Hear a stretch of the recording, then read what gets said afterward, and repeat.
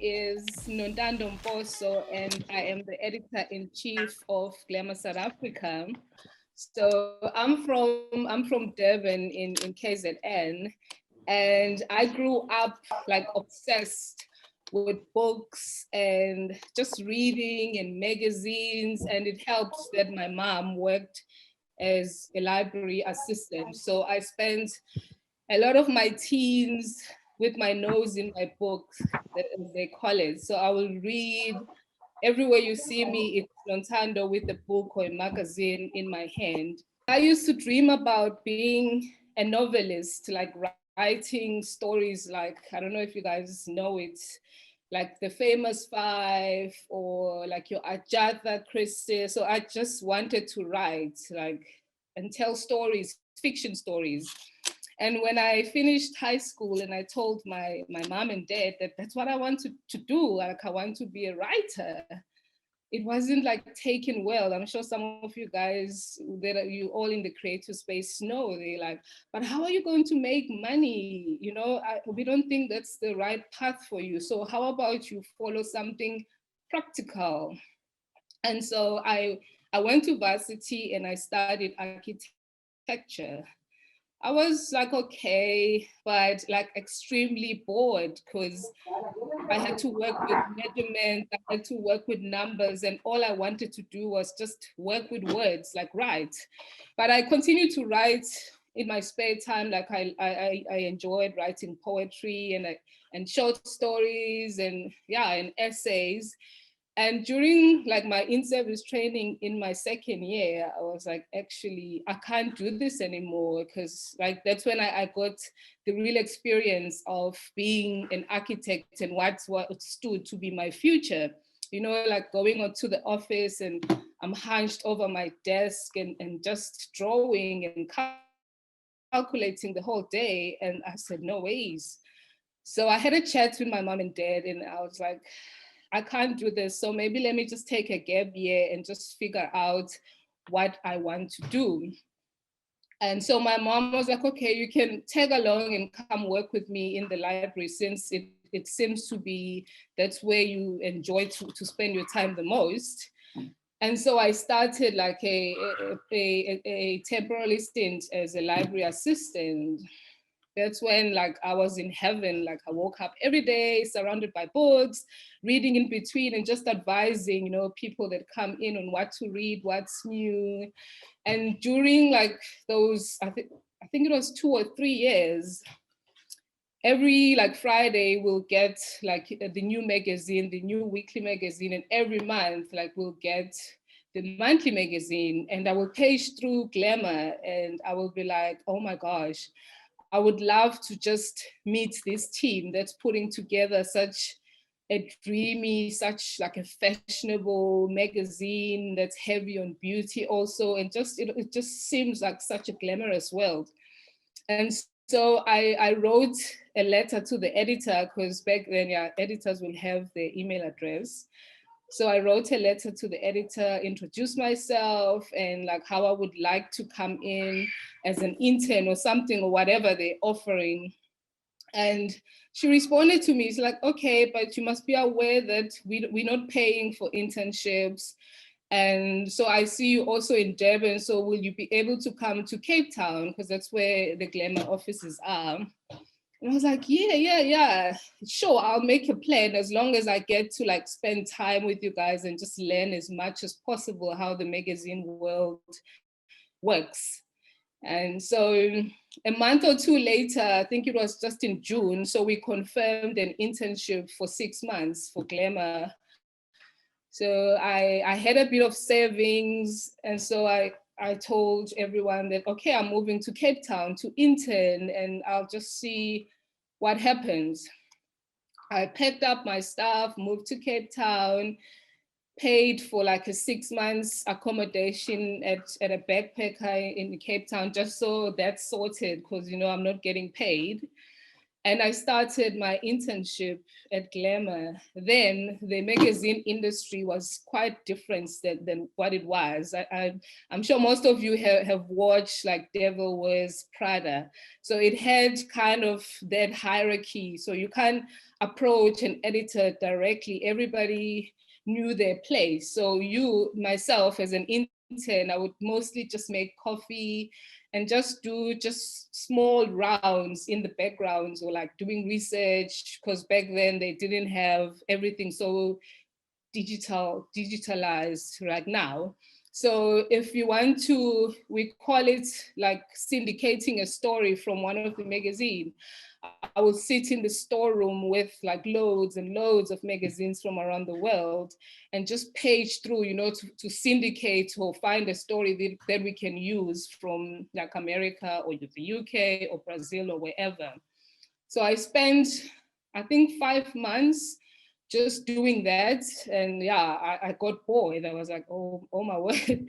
If this is, because I think back then they didn't quite give as many opportunities to write. So I got to write, I don't know if how many of you read Glamour, but there is a section that's called Hey, It's Okay. That's just full of like positive quotes. So, hey, it's okay to be sad. So I used to like write that page.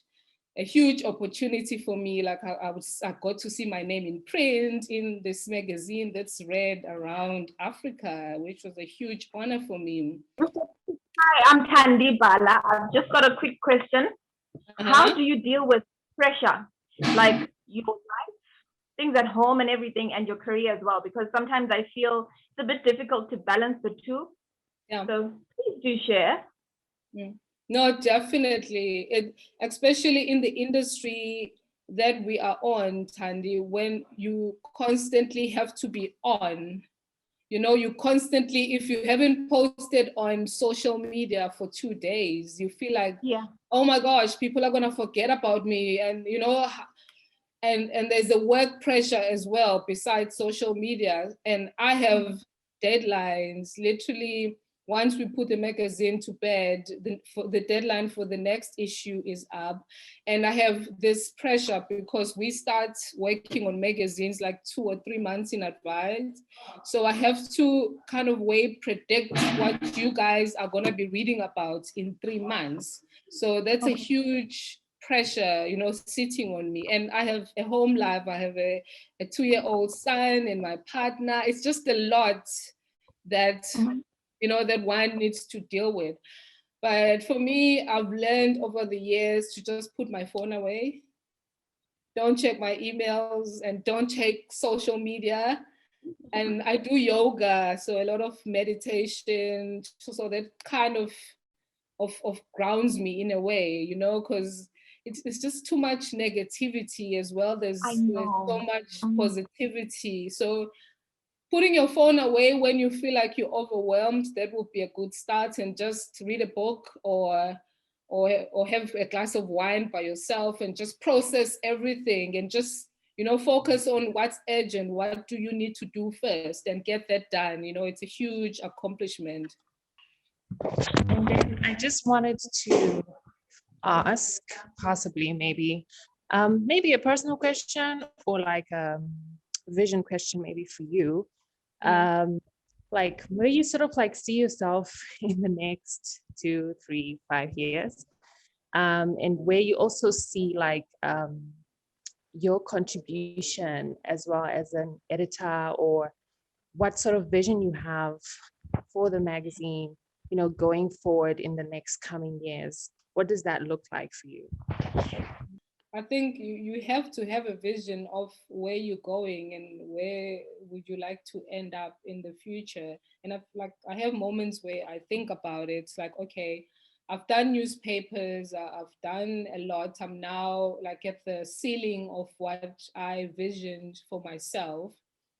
I think next for me will be to be the owner or the editor of like a multi-digital platform where we can create all kinds of content that's Pan-African, that can feature, that can be almost like a library that will go on for many generations, where if you want to learn of what Unozipho was doing in 2021, you come into our platform and you find videos, you find interviews, you find her creative process, you find her content, because I don't think we have that kind of a library bank.